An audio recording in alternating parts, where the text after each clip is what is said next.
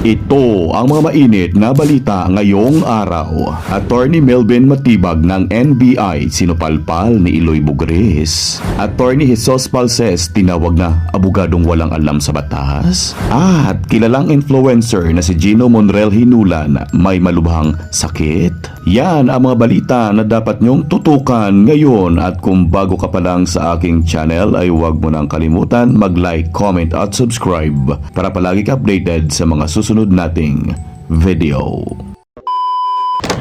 Kaya gani, tapos ngayon nag-transform naman ang mga bilat sa Iloy nila, mga kuha na naman sila sa kayat pa rin psychologist. Tingnan daw nila ang mental health, di ba? Bilat sa Iloy, ang mga mental health, yung tingnan nyo yung mga gago. Isang taon na ang nag-legal bilat si Iloy kung saan nagwala si BP Sara ngayon na sabi may threat talaga. Alam mo, napakabubo mo magawa sang street bilat si Iloy. What you're doing right now is you are actually eradicating your honor, and at the same time you're being a lawyer, Mr. Attorney Matibag. That is the truth. For all the years you've been defending the law, if you did actually, you wouldn't let money devour you as worse as this. Magawa ka na lang sa kwento, di puto, nakakatawa pa doon school bukol. Hindi sa marunong ba na di puto mag-direct at mag-script. Yung mga totoo lang mga katulad sa mga isang sulok naman na pangarap. Saan sa dako paroon, di mga mystery thriller lang, ay, lo, grabe, ay, amo na galing na tabo. Makaganon kami. Meron na kaming lead ngayon sa assassination ni Chururot Bilatsing Iloy. Hindi makatotohanan ng mga ginagawa mo, sir, nakakahiya. It does not fascinate anybody. Ang ginainto mo lang ang sarili mo.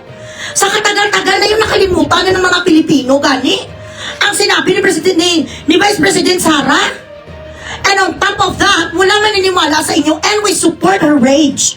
We support her frustrations. Ikaw ba naman?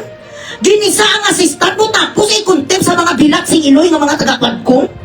Mawala di it was not within the law? What did you expect her to do? Mapariyo sa kay Lene? Tapos ngayon, red alert, ay abaw! Bilat si Iloy, red alert! Wala ka mo galing yun, puta, nag-red alert, bilat si Iloy, sa princess ang gas! Wala ka mo nag-red alert, yun, tato sa may gimpatay, ito nga pila kabilog, naglulutang to sa lake. Hindi nyo galing gina-red alert ang mga kwanyo, mga wanted, yung ang kanay atong ang. Tapos ang last year pa, nga nagsigaw lang si BP Sara, which is conditional, which is accepted by the law because that was her political speech. Kung if she dies, she's very smart, she knows what she was talking about. In the event that I will die, at siyaman sila, hindi mo naman sa makyos rin na tayo, hindi tayo siya na sa, correct?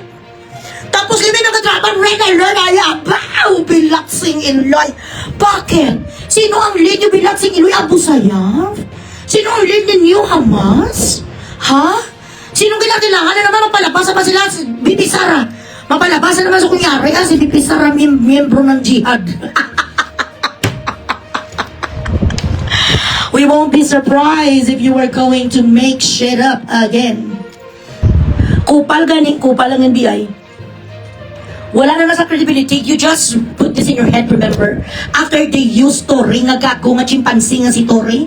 After they used him doing their fucking dirty works, what happened to him na demote sa MMDA? Ang gago-gago din nga matanda, mabilat si Iloy, tinanggap niya rin, wala din sa honor sa kanyang sarili. Numero 1 din nga maliit nga nga suot. Kasi kung totoo, nasa nga may panindigan, kag tuod-tuod talaga nasa nga nanumpa sa watawat ng Pilipinas, hindi nga tatanggapin ang kanyang demosyon. Tinanggap ka sa gago bilat si Iloy, chip ka sa PNP, tapos ngayon hindi puta sa rasada ka na lang. After they use you, you are going to be fucking kicked to the curb. Anong ginawa nila kay Martin? Hindi mo na nakikita, sir? Bilat si Iloy, abogado ka pa naman. Abogado ka, pero lang slow mo, sir. Anong ginawa nila kay Martin?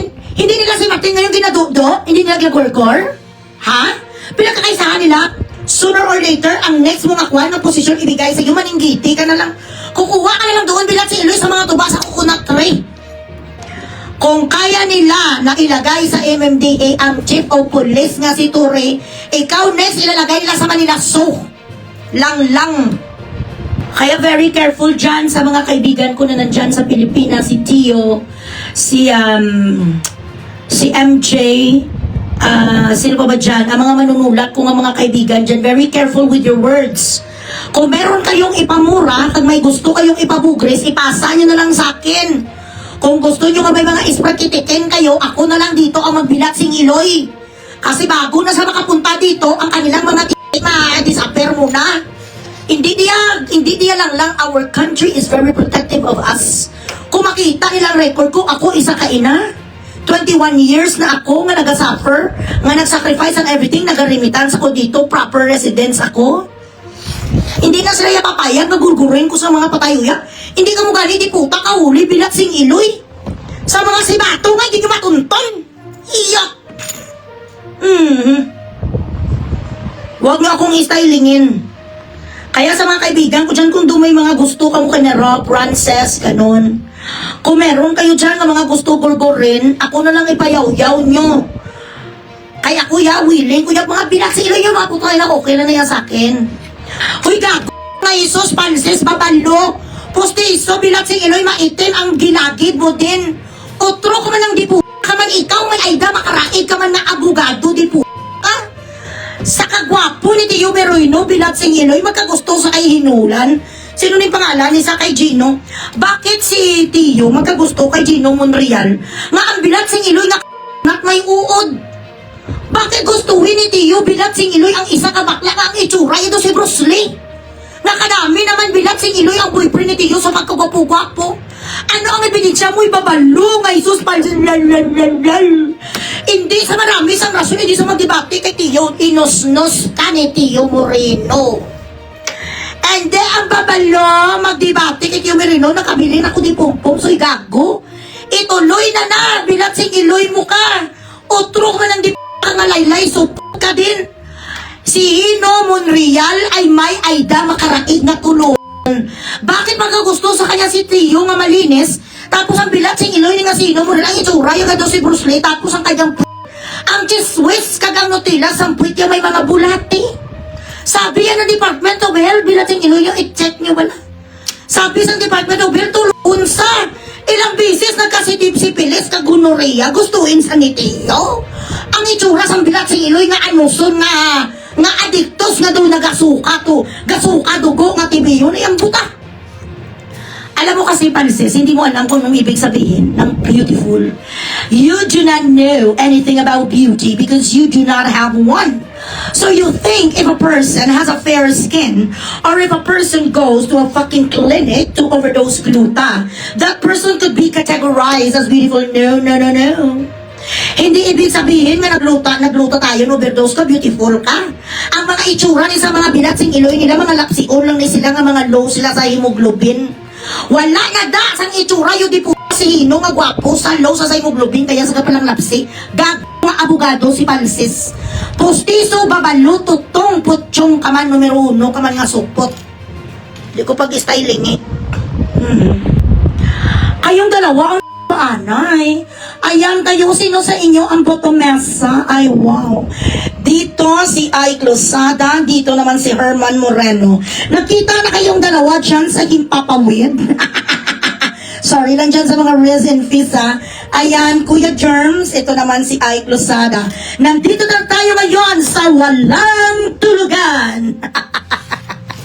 Ay wow, grabe. Nakaganitong babala. Ay. Ang pangit-pangit mo talaga. Sino ang gusto mag-sponsor ni sa bilat sing Iloy nga magmukhang taon isang sapat ni nga negro niyo? Ang itong itsura gustuhin pamintang durog. Tingnan nyo naman ni Balawo, puro lakat piki. Ang itsura mo to si Bruce Lee, kaya ambot na to si Jackie Chan. Gustuhin sa ni Tio, si Tio do Latino. Ayan na. Falses, you do not understand beauty. So you might as well just shut your mouth. Because anything that has to do with physical attributes, you are not a candidate to tell if someone is beautiful, handsome, or gorgeous. Because you do not possess any of those adjectives. So pagdating sa mga itsura, Jesus Panses, shut up ka. Wala kang karapatan magsalita tungkol sa mga fes. Kasi ang itsura mo malignong isda ka. At yan ang mga trending na balita ngayon sa social media. At para sa mas marami pang video na katulad nito, huwag kalimutan mag-subscribe. Maraming salamat po sa panonood.